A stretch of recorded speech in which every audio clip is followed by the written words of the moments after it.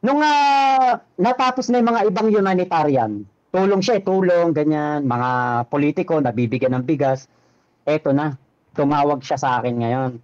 Madaling araw na naman, sabi niya sa akin, Mac, tutulong tayo sa Bataan.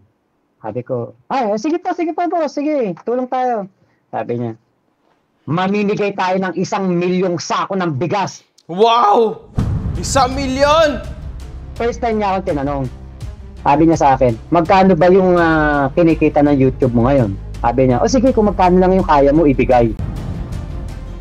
Ano nangyari? Yung 1 million na sacks, na wala yung issue, sa amin napunta yung sisi, parang kami pa sinisisi na hindi natuloy yung paninigay ng 1 milyong sako ng bigas. Eto tumatak sa isip ko noon, sabi niya, utang ina yun lahat eh. 14 vloggers kayo eh. Baka gusto nyo, padukot ko yung kayo isa-isa, pagpapatayin ko kayo eh. Pucha, sabi ko, anak ng teteng.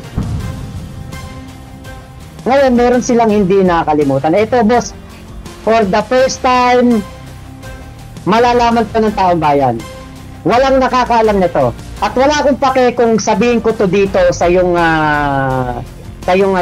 YouTube channel. Walang nakakaalam nito. Kaming 14 vloggers lang.